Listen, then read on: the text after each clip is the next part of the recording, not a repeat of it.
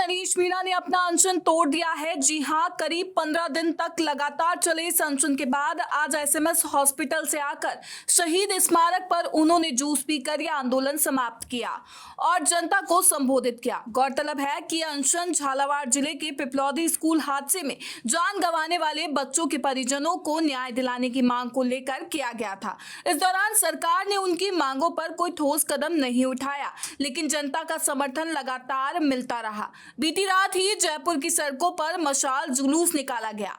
जयपुर के त्रिवेणी नगर चौराहे से लेकर गुजर की थड़ी तक भारी संख्या में सर्व समाज के लोग शामिल हुए। इस जुलूस में नरेश मीणा के बेटे अनिरुद्ध मीणा, पूर्व मंत्री राजेंद्र गुड़ा और कई सामाजिक कार्यकर्ताओं ने भाग लिया। नरेश मीणा ने अपने संबोधन में कहा, राजस्थान की वीर भूमि के लोगों का मैं दिल से धन्यवाद करता हूं। जब लोगों ने आग्रह किया तो मैंने कहा कि खाली हाथ अनशन नहीं तोड़ूंगा। जनता को ये विश्वास दिलाना था कि हम उनके साथ खड़े हैं। आज 24 घंटे के भीतर 80 से 90 लाख रुपए झालावाड़ स्कूल हादसे के पीड़ित परिवारों के लिए आ चुके हैं। उन्होंने आगे बताया कि जब वे अस्पताल में भर्ती भरत सिंह कुंदनपुर से मिलने गए तो वे भावुक हो उठे और बोले, राजस्थान को तुम्हारी जरूरत है। इसी प्रेरणा के बाद उन्होंने जूस पीकर अनशन समाप्त किया। मैं 15 दिन पहले झालावाड़ के पिपलौदी गांव में भ्रष्ट सिस्टम की भेंट चढ़े 7 बच्चों को न्याय दिलाने के लिए इसी शहीद स्मारक पर आमरण अनशन पर बैठा था। मैं सरकार से मांग कर रहा था कि सरकार ने जिस तरह से इस राजस्थान में सांप्रदायिक दंगे में मरे कन्हैया लाल को और सांप्रदायिक दंगे में मरे एक मुस्लिम समुदाय के व्यक्ति को 50-50 लाख रुपए दिए थे, उसी तरह से ये जो पिपलौदी स्कूल हादसे में जो बच्चे मरे हैं, जो 4 बच्चे भील समाज के हैं, 2 बच्चे एससी समाज के हैं, 1 बच्चा लोधा समाज का है, इन 7 बच्चों को भी सरकार 50-50 लाख का मुआवजा दे। लेकिन मैं 15 दिन तक अनशन पे रहा, उसके बावजूद भी सरकार ने किसी तरह की संवेदनाएं व्यक्त नहीं की और न ही मेरे से किसी तरह की वार्तालाप करने की कोशिश की। मैंने जब 15 दिन मेरा अनशन हो गया था, मेरे परिजन, मेरे शुभचिंतक, मेरे चाहने वाले लोगों को जब ये चिंता होने लगी कि 15 दिन अनशन को बहुत होता है और उसके बाद सब लोगों ने ये आग्रह किया कि आप अनशन तोड़ दो, तब मैंने आग्रह किया कि मैं खाली हाथ अनशन नहीं तोड़ूंगा। मैं या तो सरकार मेरी मांगे माने या फिर मैं कुछ इनको ऐसा देकर भेजूं ताकि ये विश्वास पैदा हो कि नरेश मीणा किसी के साथ लड़ाई में खड़ा है तो पूरी ताकत और ईमानदारी से खड़ा है। मैंने 24 घंटे में आह्वान किया था कि मेरे को इन परिवारों के लिए आर्थिक मदद की जरूरत है और मैं आज सौभाग्यशाली हूँ। राजस्थान की जनता को धन्यवाद देना चाहता हूँ, राजस्थान की इस वीर भूमि के लोगों को धन्यवाद देना चाहता हूं कि 24 घंटे के अंदर अंदर लगभग 80 से 90 लाख रुपए हमारे पास अब तक आ चुके हैं उन परियोजनों के लिए। कल एक भामाशाह माता दीन जी गुजर, जो गुजर समाज से आते हैं, उनको भी जब ये पता लगा कि नरेश मीणा मृतशैया पे पड़ा है, 15 दिन अनशन को हो गए, उन्हें जब इस बात की चिंता सताई तो उन्होंने भी कल आकर हमें कहा कि 51 लाख रुपए हम लोग भी आप अनशन तोड़ दो, 51 लाख रुपए हम भी देंगे। मैं एसएमएस हॉस्पिटल में भर्ती था, मेरे पास कई बड़े लोगों के ऑफर आए, कई चाहते थे कि मैं अनशन उनके हाथ से तोड़ूं, लेकिन उसी हॉस्पिटल में एसएमएस में एक ईमानदारी का प्रतीक राजनीति में आज अगर कोई सिद्धांतों की राजनीति के रूप में बचा हुआ व्यक्ति है तो भरत सिंह कुंदनपुर उसी एसएमएस में भर्ती थे। मैंने भरत सिंह जी कुंदनपुर ने भी कल मेरे से, जब मैं वहाँ हॉस्पिटल में उनसे 2 मिनट मिलने गया तो वो इमोशनल भावुक हो गए, रोने लग गए, हाथ जोड़ के मेरे से कहा, बेटे राजस्थान को तेरी जरूरत है, अनशन तोड़ ले। तब मैंने उनसे आश्वस्त कर दिया था कि हुक्म मैं कल अनशन तोड़ दूंगा। और आज मैंने आदरणीय राजेंद्र जी गुड़ा साहब, जो पहले दिन से झालावाड़ से जब से मूवमेंट चला तब से हमारे साथ खड़े थे, वो जो परिजन, जो पीड़ित परिजन है उनको लेकर, और जो माता दीन जी गुजर साहब जिन्होंने 51 लाख की मदद करी है उनको लेकर, और भरत सिंह जी कुंदनपुर साहब के नेतृत्व में हमने वहाँ जूस पिया है। और सांकेतिक रूप से इस जनता जनार्दन ने जो मेरे पे भरोसा करती है, विश्वास करती है, बिना बुलाए जब सब जगह ये इस लड़ाई को लड़ने के लिए तैयार रहती है। कल आपने देखा हुआ जयपुर में मैं एसएमएस में पढ़ा था, लेकिन एक केवल फेसबुक पे पोस्ट पर किस तरह से मशाल जुलूस इन्होंने उन बच्चों की संवेदनाओं को व्यक्त करते हुए उनको सच्ची श्रद्धांजलि देते हुए मशाल जुलूस भी इन्होंने निकाला था।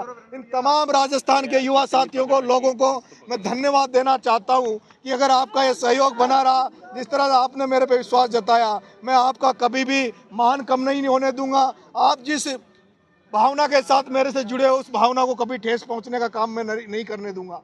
मैं ये भी भरोसा देता हूं कि सरकार ने 15 दिन अनशन में रहने के बावजूद भी हमारी तरफ कोई ध्यान नहीं दिया, ना हमारी मांगों की तरफ ध्यान नहीं दिया। लेकिन मैं आप सभी मीडिया साथियों से, मेरे लोगों से कहना चाहता हूँ, नरेश मीणा खाली हाथ नहीं जा रहा। नरेश मीणा तो जनता के आग्रह पर, अपने शुभचिंतकों के आग्रह पर अनशन तोड़ा है, लोगों के आग्रह पर तोड़ा है। लेकिन नरेश मीणा दोबारा भजन लाल तेरे दरवाजे पे आएगा। लेकिन नरेश मीणा अब गांधी बनकर नहीं, अब नरेश मीणा दोबारा भगत सिंह बन के आएगा। नरेश मीणा लाखों लोग लेके आएगा और जो अधूरा न्याय अभी समझौता का बचा हुआ है, अधूरा जो न्याय समझौता के साथ हुआ है, उस अधूरे न्याय को पूरा करवाने के लिए नरेश मीणा आएगा। नरेश मीणा जो इन पीड़ित परिवारों को अभी भी अधूरा न्याय बचा हुआ है, उन न्याय दिलाने दोबारा नरेश मीणा भगत सिंह की सेना को लेकर भजन लाल के दरवाजे पर आएगा। नरेश मीणा वो जो डूंगरी बांध का आंदोलन चल रहा है, उन डूंगरी बांध वालों को लेकर भजन लाल के दरवाजे पर आएगा। नरेश मीणा को या तो भजन लाल सलाखों के पीछे डाल दो, नहीं तो नरेश मीणा तुम्हें चैन की नींद नहीं सोने देगा। 2.5 साल नरेश मीणा जिंदा रहा, नरेश मीणा सड़कों पर रहेगा, नरेश मीणा सड़कों पर रहेगा। नरेश मीणा 2.5 साल तक तुम्हारी नींदें हराम कर देगा, सरकार की नींदें हराम कर देगा, सरकार को घुटनों पे ला देगा। नरेश मीणा के रहते हुए किसी दलित आदिवासी पर इस राजस्थान में अत्याचार अब नरेश मीणा सहन नहीं करेगा। ये मैं आप सब लोगों से कहना चाहता हूँ। आप तमाम लोग पधारे, आपको उसके लिए बहुत बहुत धन्यवाद देना चाहता हूँ। आपने जिस तरह से मेरे इस आंदोलन में भी सहयोग किया, उससे भी आप सभी मीडिया साथियों को भी मैं तहे दिल से धन्यवाद देना चाहता हूँ। लेकिन ये लड़ाई अभी पूरी नहीं हुई है। ये जो पैसा हमारे पास आया है, इस पैसे को हम नगद रूप से इनको नहीं दे रहे हैं। अभी इन पैसों को हम नगद रूप से नहीं दे रहे हैं। हम अभी पूरे कमेटी उस गांव में जाएगी, पिपलोदी। 2-4 दिन में मेरा स्वास्थ्य थोड़ा ठीक हो जाए, मैं उस गांव में जाऊंगा। इन पैसों को हम लोग, इन पैसों को इन परिवारों को हम लोग इस तरह से देना चाहते हैं ताकि इनका परमानेंट रोजगार लगे। वहाँ जो लोग, क्योंकि ये आंदोलन केवल इन बच्चों को न्याय दिलाने के साथ साथ वहाँ की जनता में विश्वास पैदा करने का है। ये आंदोलन ऐसा था क्योंकि ये लोग भी उस समय यहाँ आने के लिए तैयार नहीं था। इन पर इतना दबाव रहता है। मैं जिस क्षेत्र से आता हूँ, हाड़ौती से, वहाँ इतना डर और खौफ की राजनीति की जाती है। वहाँ नेता नहीं बोलते, वहाँ बड़े बड़े एमएलए एमपी नहीं बोलते, तो आमजन क्या बोले। वो आमजन में विश्वास जताने का मेरा ये आंदोलन था और मुझे विश्वास है, भरोसा है, राजस्थान की जनता जिस तरह से इन पीड़ित परिवारों के साथ आज खड़ी हुई है, वो हाड़ौती के उन दबे कुचले लोगों में विश्वास जताएगी। उनके अंदर ये विश्वास भरेगी कि हम लोग अगर खड़े होंगे तो लोग हमारी मदद करेंगे, हमारे साथ लड़ेंगे। इसलिए ये लड़ाई उस एरिया में जागृति की है। मैं मीडिया साथियों आपसे कहना चाहता हूँ कि उदयपुर बांसवाड़ा के आदिवासी भाइयों को टीएसपी का एक अलग से वो कोटा दे रखा है। 12 बूंदी झालावाड़ में भी एक किशनगंज साहबाद एक विधानसभा है, वहाँ 2 तहसीलों में शहरिया समाज को टीएसपी का इन्होंने वो दे रखा है। मैं चाहूँगा कोटा 12 बूंदी झालावाड़ में किशनगंज साहबाद के अलावा भी जो शहरिया भाई हैं और जो भील समाज के भाई हैं जो एसटी में आते हैं, उन एसटी में आने वालों को भी सरकार टीएसपी में शामिल करे। क्योंकि इन कोटा 12 बूंदी झालावाड़ एरिया में एक भी भील समाज का व्यक्ति आपको नौकरी में नहीं मिलेगा, सरकारी कर्मचारी नहीं मिलेगा। इसलिए मेरा ये मिशन लंबा है, मिशन केवल आज तक सीमित नहीं है। अब मैं यहाँ से जाने के बाद वहाँ गांव-गांव जाऊँगा, इनको जागृत करूँगा और मैं सामाजिक कार्य वहाँ करने का प्रयास मैं करूँगा और इनको जगाने का काम करूँगा। बहुत बहुत धन्यवाद। राम राम साहब।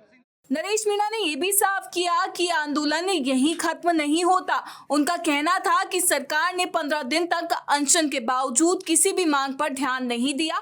बावजूद इसके मैं खाली हाथ नहीं जा रहा हूं, मैं दोबारा सरकार के दरवाजे पर आऊंगा। नरेश मीणा भगत सिंह बनकर आएगा और समरावता के लोगों को न्याय दिलाने के लिए भगत सिंह की सेना लेकर आऊंगा।